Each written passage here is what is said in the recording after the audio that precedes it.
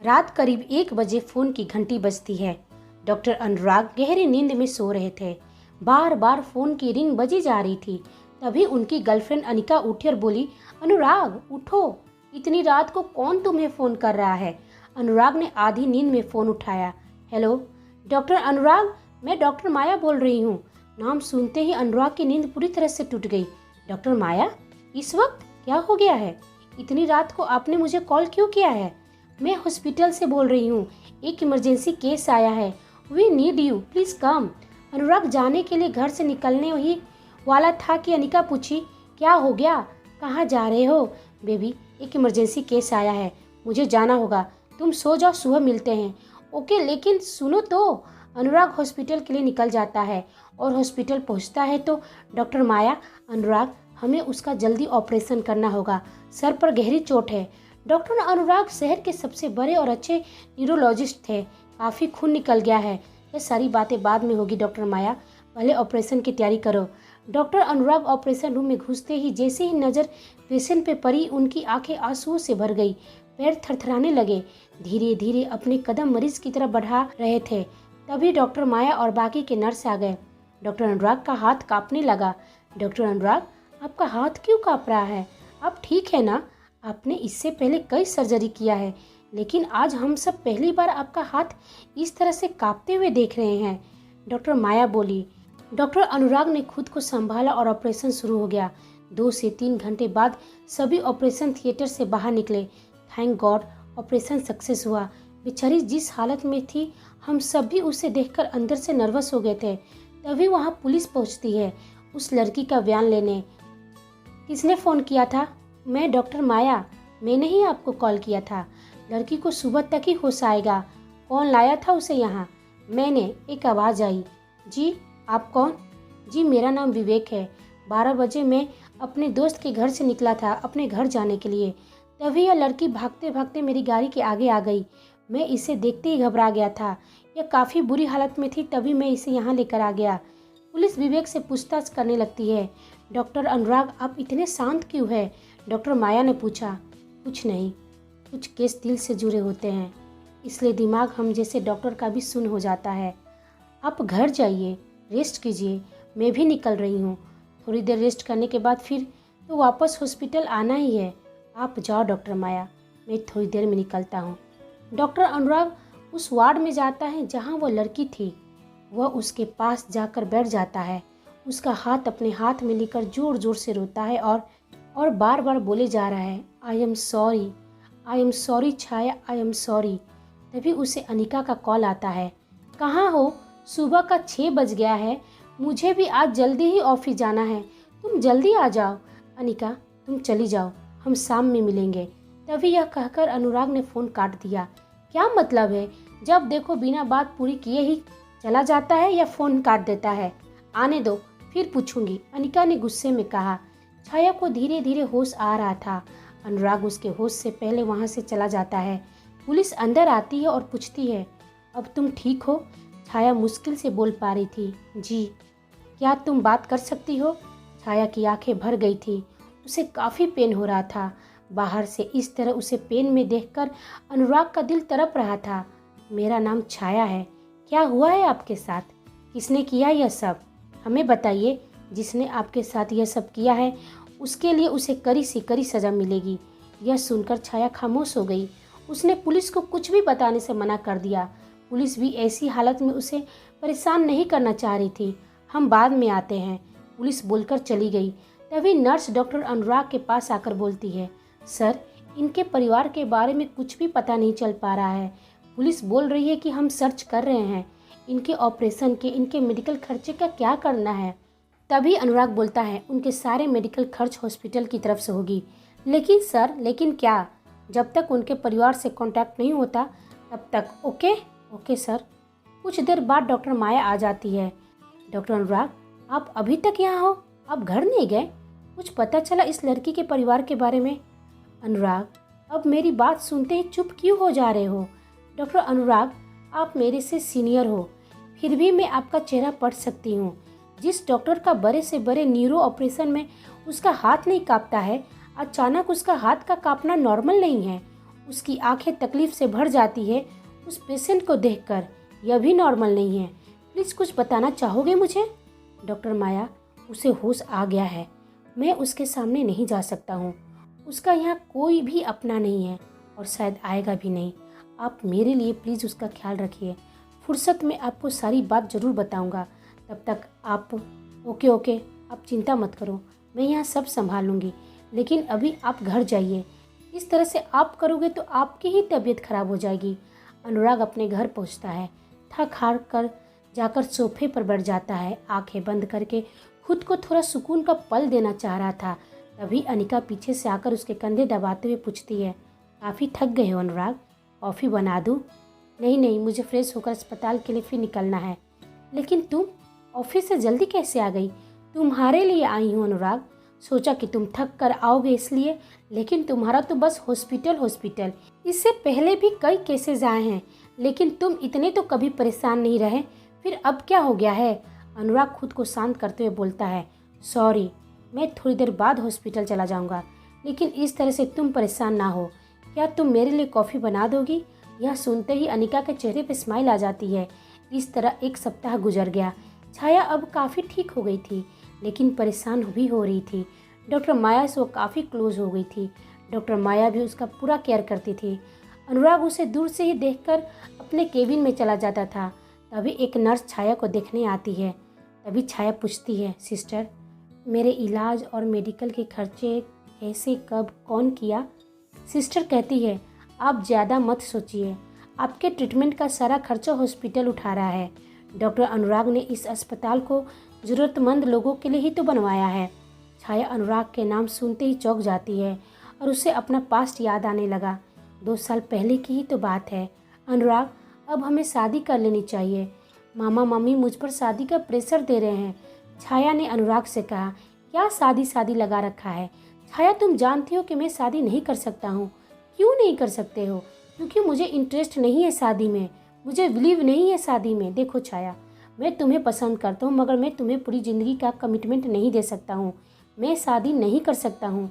लेकिन अनुराग, मैं तो तुमसे प्यार करती हूँ और तुम भी तो मुझसे प्यार करते हो। हाँ, पसंद करता हूँ। हम अपनी मर्जी से साथ में रह रहे हैं ना। और मैंने कभी कहा तुमसे कि मैं तुमसे शादी करना चाहता हूँ? ऐसे तो मुझे कई लड़कियों से शादी करनी पड़ेगी। मैं तुमसे शादी नहीं कर सकता हूँ, मुझे माफ़ करो। लेकिन मैं तो तुम्हें बहुत प्यार करती हूँ। छाया, तुम बहुत अच्छी हो, वाकई तुम बहुत अच्छी हो। मैंने जितने साल तुम्हारे साथ स्पेंड किए हैं वह पल मेरे लिए बहुत खूबसूरत है।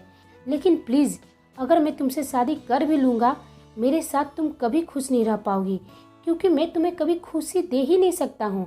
इससे शादी करने से अच्छा है और तुम्हारी ज़िंदगी बर्बाद करने से अच्छा है कि हम अभी ही, तुम चाहो तो मुझे छोड़ के जा सकती हो, लेकिन प्लीज़ तुम खुद को मेरी वजह से तकलीफ़ मत देना।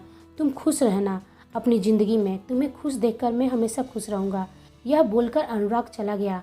छाया उसे जाते हुए देखती रही और उसकी आंखों से आंसू गिरते रहे। उसे विश्वास था कि अनुराग उसके लिए लौट कर जरूर आएगा। उसके प्यार में इतनी ताकत है कि उसका प्यार अनुराग को खींचकर उसके पास लाएगा। और आज तभी नर्स से गिलास छूट जाती है और छाया अपनी अतीत की दुनिया से बाहर आती है। सिस्टर, मुझे कॉल करना है। तभी सिस्टर उसे फ़ोन देती है। छाया कॉल लगाती है। हेलो, कौन? सपना, मैं छाया। छाया, कहाँ है तू? ना तेरा फ़ोन लग रहा है और तेरे घर पर गई थी, लेकिन वहाँ तो। छोड़ो, तुम ये सब छोड़ो, बता कहाँ है और कैसी है? छाया ने सपना को सब कुछ बता दिया। सपना छाया की बेस्ट फ्रेंड थी, या यूँ कहे कि उसकी सब कुछ। सपना हॉस्पिटल पहुँचती है और छाया को देखकर गले से लगा लेती है। यह सब क्या है? छाया, कब तक तुम चुप रहोगी? पुलिस को सब कुछ बता क्यों नहीं देती हो? अब तो वे लोग तुम्हारी जान लेने को आतुर हो गए हैं। क्या बताऊं और कैसे बताऊं? सचिन मेरा पति है। पति नहीं है, राक्षस है। वो कौन सा कर्तव्य निभाया है पति होने का? देख, यदि तुम नहीं बताएगी तो मैं पुलिस को सब कुछ बता दूंगी। बड़े लोग हैं तो तेरी जान ले लेंगे। सुन न सपना, छोड़ यह सब, मुझे अपने घर ले चल। यहाँ अच्छा नहीं लग रहा है। किस मिट्टी की बनी है तू छाया? इतनी तकलीफ में होने के बाद भी चुप है तो क्या हुआ? मेरी नाम की तरह मेरा तकलीफ भी मेरी छाया है, और इससे क्या डरना? सपना, मैं डिस्चार्ज पेपर रेडी करवाती हूँ। तभी सपना डॉक्टर माया से मिलती है। डॉक्टर उसे सारी बात बताती है। सपना, आप डॉक्टर अनुराग से मिल लीजिए, उनके केस की स्टडी वही कर रहे हैं। डॉक्टर अनुराग? कहीं अनुराग ही तो नहीं? नहीं, अनुराग यहाँ कहाँ से आएगा? सपना डॉक्टर अनुराग के केबिन में जाती है। अनुराग और सपना आमने सामने थे। सपना यार, तुम 2 साल बाद तुम यहाँ देख रहा हूँ, कैसी हो और यहाँ कैसे? सॉरी, मुझे छाया का डिस्चार्ज पेपर चाहिए, मैं उसे अपने घर लेकर जा रही हूँ। अब तक नाराज हो कि मेरी खैरियत भी नहीं पूछी। सपना ने कहा, तुमने काम ही ऐसा किया है कि तुम्हारी अब खैरियत पूछने का मन ही नहीं करता है। आज छाया की जो भी हालत है वह सिर्फ और सिर्फ तुम्हारी वजह से है। ना तुम उसे धोखा देते, ना उसकी शादी उस सचिन से होती और ना वो यहाँ अस्पताल तक पहुँचती। तुम्हें अंदाज़ा भी नहीं है अनुराग कि उसने 2 सालों से क्या सहा है और क्या सह रही है। यही तो जानना चाहता हूँ सपना, ऐसा क्या हुआ है कि जो उसे मुझे इस हालत में देखना पड़ रहा है? तुम्हारी धोखे की वजह से उसके मामा मामी ने उसकी शादी ज़बरदस्ती सचिन से करा दिया। सचिन अपने माँ बाप का रईस बिगड़ेला बेटा है। शादी के बाद 1 साल तो ठीक था, लेकिन छाया माँ नहीं बन पाई। जब डॉक्टर ने बताया कि छाया में कोई कमी नहीं है, कमी सचिन में है, सचिन कभी बाप नहीं बन सकता है, तो क्या हुआ? तो सचिन ने उससे कहा कि तुम मेरे छोटे भाई के साथ मिलकर बच्चा पैदा करो और वह बच्चा हमारा होगा। लेकिन छाया ने साफ साफ इनकार कर दिया। उसके इस इनकार ने उस दिन से उस पर जुर्म और सितम करने का वजह बन गया है। वह लोग उसे रोज़ टॉर्चर करते हैं, लेकिन वो किसी से कुछ नहीं बोलती। उसने अपने मामा मामी को बताया, मगर उसके मामा मामी ने कहा कि इसमें गलत क्या है, किसी को कुछ पता ही नहीं चलेगा। सचिन जैसा ही तो उसका छोटा भाई भी है। सबके सामने उस सचिन और उसके ससुराल वाले ने उसे नीचा दिखाते थे, नौकरों की तरह रखते थे उसे, लेकिन किसी को उस पर दया तक नहीं आई। कई बार उसके साथ ज़बरदस्ती करने की कोशिश किए, बार बार भाग जाती थी। ये बड़े लोग पैसे से तो बड़े हो जाते हैं, लेकिन इनकी सोच वही पुरानी सोच ही रह जाती है। इनकी सोच में कोई बदलाव नहीं आता है। भूखे रखते थे छाया को, पीटते थे, मारते थे, कई तरह से मेंटली, फिजिकली, इमोशनली टॉर्चर करते थे। एक बार उसने मुझे फ़ोन किया। मैंने उसे कहा कि सारी बातें तुम पुलिस को बता दो, लेकिन उसने कहा कि कोई फ़ायदा नहीं है, ये लोग बड़े लोग हैं, पुलिस को भी खरीद लेंगे और मेरे ही चरित्र पर उंगलियां उठाने लगेंगे और मैं अब ये सारे इल्ज़ाम बर्दाश्त नहीं कर सकती हूँ। पता नहीं उस रात उसके साथ क्या हुआ कि उसे भागना पड़ा। अनुराग, तुमने छाया को धोखा दिया ही नहीं होता तो आज यह सब दिन उसे देखना ही नहीं पड़ता। मैंने कोई धोखा नहीं दिया था, मैं आया था छाया के लिए, लेकिन देर हो चुकी थी। सपना, उसकी शादी हो चुकी थी। हाँ, मैंने देर कर दिया। जब तक मुझे एहसास हुआ कि मैं छाया से प्यार करता हूँ, तब मेरी ज़िंदगी में काफ़ी देर हो चुका था। 2 साल मैं भी उसकी याद में काटा हूँ। मेरी ज़िंदगी में कई लड़की आई, लेकिन कोई छाया की जगह नहीं ले पाई, किसी और से कमिटमेंट कर ही नहीं पाया, क्योंकि मेरा दिल तो हमेशा से छाया से ही कमिटमेंट कर रखा था। लेकिन अब बस छाया के साथ जो हुआ है, उन लोगों को सज़ा दिला कर ही रहूँगा। मैं छाया से दूर इसलिए भागता रहा क्योंकि मैं सोचता था कि वो अपनी ज़िंदगी में बहुत खुश है, उसे खुश होने का हक है, और मैं गिल्ट में था कि मैं उसके साथ गलत किया हूँ। छाया के सामने आऊँगा, उसे बताऊँगा कि वो अब अकेली नहीं है, उसका अनुराग उसके साथ है।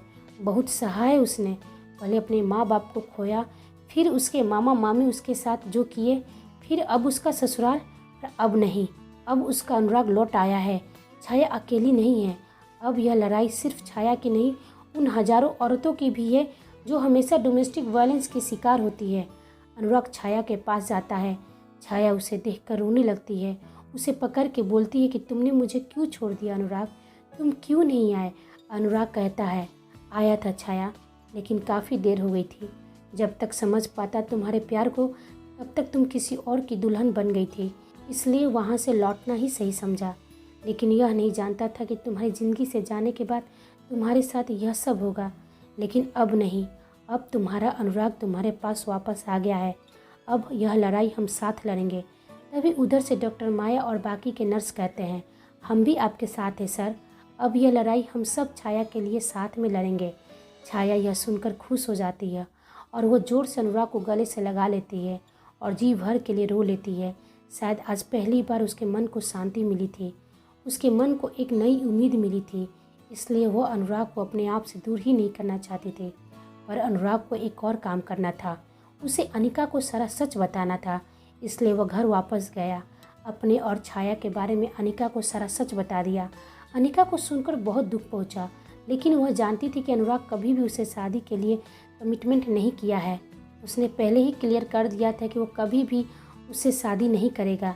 अनिका कहती है कि मैं भी एक लड़की हूँ अनुराग, मुझे दुख है, लेकिन छाया के साथ जो हुआ है उसकी लड़ाई में हम सब तुम्हारे साथ हैं। सचिन को उसके किए की सज़ा मिलनी ही चाहिए। तभी पुलिस हॉस्पिटल पहुंचती है। छाया को आज इतनी हिम्मत मिली थी कि वो अपने ससुराल वाले के खिलाफ बयान देने के लिए तैयार हो जाती है। उसने बताया कि उस रात मुझे उन लोगों ने नस्ली दवा दे दिए और मैं बेहोश हो गई ताकि सचिन का छोटा भाई मेरे साथ गलत कर सके, लेकिन मैं होश में आ गई। जब मैं होश में आई तो मैंने उनकी सारी बातें सुन लिया और अपने मोबाइल में रिकॉर्ड भी कर लिया, मगर यह लोग मुझे पकड़ लिए। मैं वहाँ से भागना चाहती थी। भागते भागते मैं बीच रास्ते में आ गई थी, लेकिन रास्ता सुनसान था तो ये लोग मुझे पकड़ लिए। उसी समय भारी चीज़ से मेरे सर पर मारते हैं और मेरी मोबाइल भी तोड़ देते हैं और वहाँ से मुझे उसी हालत में छोड़कर भाग जाते हैं। पुलिस ने छाया के बयान को रिकॉर्ड कर लिया और आगे की कार्रवाई के लिए सचिन को अरेस्ट कर लिया। यह लड़ाई बहुत लंबी है। औरत की लड़ाई ऐसे भी लंबी हो जाती है। समाज में न्याय कोई देना ही नहीं चाहता है, उसके लिए कोई खड़ा होना ही नहीं चाहता है। लेकिन अब छाया अपने लिए खड़ी थी। वह जानती थी कि उसकी लड़ाई लंबी होगी, लेकिन आखिर में जीत उसी की होगी, क्योंकि उसकी उम्मीद अब जाग चुकी थी। उसका भविष्य उज्जवल था। यह सोचकर उसने यह लड़ाई लड़ने की कसम जो खा ली थी। दोस्तों, उम्मीद करती हूँ कि आपको ये मेरी नई कहानी पसंद आई होगी। यदि आपको यह कहानी पसंद आई है तो प्लीज़ वीडियो को लाइक करें, कमेंट करें और चैनल पर नए हैं तो चैनल को सब्सक्राइब करें और नोटिफिकेशन बेल दबाना ना भूलें ताकि मेरी नई वीडियो का अपडेट पहले आपको मिल सके। आप सभी को मेरी तरफ से धन्यवाद।